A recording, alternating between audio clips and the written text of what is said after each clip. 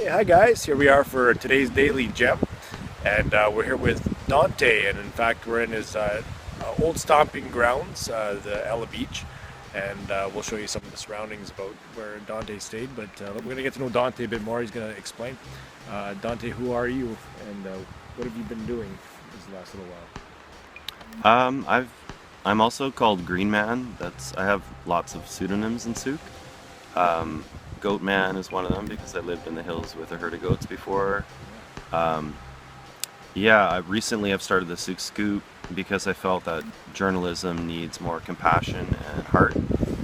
So that's my latest enterprise. Green Man Adventures has been my ongoing enterprise for the last 10 years or so, off and on.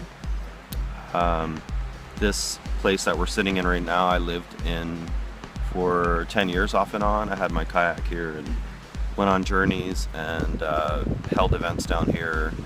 So, yeah, it's a complicated question. Who am I? I'm, Well, instead of saying who are you, because that's coming out in just a little tidbits, but how did you get to where you are? Like, how did you decide to live on the beach here? How did you? What is your philosophy on living? okay. Yeah, well, I grew up in Ontario and I felt in the depths of my body and soul that something was wrong in the world, even as a kid. I couldn't breathe properly. I knew something was wrong with the world. And even though I was a kid, I knew it was right and that the adults were kind of fooling me, that things were okay. Um, so one of the things I started to do was I started to cycle. When I discovered cycling, it was freedom for me. So I started venturing off on cycling adventures at a very young age, going further and further out of the city, and realizing every time I left the city, I could actually breathe. My lungs were happy, my body was happy, and I knew there's many threads to my story, but that feeling in my body and soul was that I was meant to come out west. And I talked about that a bit in my Souk Scoop mythological series. So when I came out west, I realized that this was home more than any place I've ever been.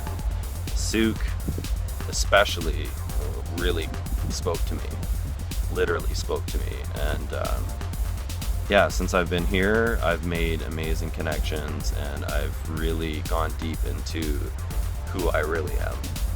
And to me, I am one with the land. I'm the land that we live on here in the sea. I've lived in this place for 16 years, so I know it intimately, like I know myself.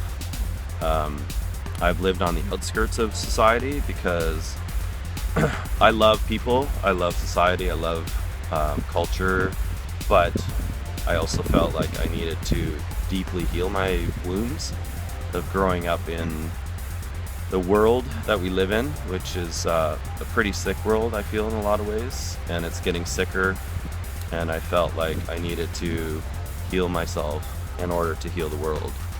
So, In fact, I'm glad you shared that with me, and I'm glad you shared that with everyone because that is one of the reasons why I came to Souk and feel the same way.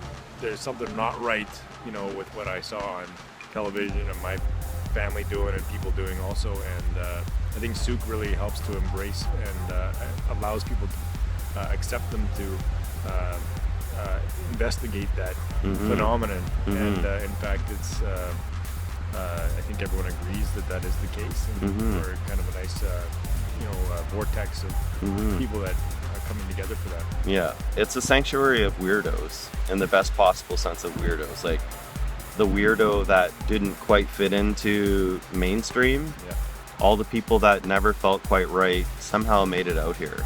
right. And I feel like this land itself embraces that eccentricity, we'll call it. The native land, the native ways Yeah, as well. yeah. So I'm really interested in the original self and the original soul and how that pertains to, the inner and the outer, God or earth or heaven, whatever you want to call it. I am on a quest to heal that rift, because I feel like a lot of people are cut off and feel alone and feel isolated. So I'm interested in, I've healed that rift for myself, and I see the pain everywhere in the world with friends, with my partner, with children. There's a warrior in me that wants to fight the darkness of the world, but there's also a gentle lover in me that wants to heal through softness and love. So I want to combine those efforts and those paths, those archetypes, in following the path of wisdom, the path of love. Well, that's exactly what we need, and you're going to help heal a lot of people that need that. And I feel the same way, bridging the gap between the illusion and really what is, right? Mm-hmm. Absolutely. Great. Thanks for sharing about yourself. If you had, I know you gave a lot of advice in there, but if you had a piece of advice to share with everybody, what would you like to share from your experiences? Be gentle with yourself. It's not your fault. It's okay. Everything's going to be okay. Just stay true to yourself. To thy own self be true.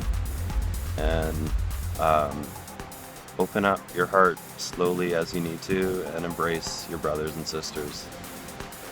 That's nice. Also, if thanks for sharing about yourself. If you had someone else to nominate as a gem in the community, who would you like to nominate? So many gems in soup. That's a trick question, isn't it? Maybe somebody that you work with? I'd have to say my partner. Yeah. Is that Tom? No, Naomi. Naomi? Yeah. Okay, great. Yeah. So Naomi will get a chance to talk to you, and just also I know that you love the stick, so Dave from the Stick in the Mud is offering you a free Vecino from the Speed Stick, and you get that you are a gem. Thanks, Dante. All right.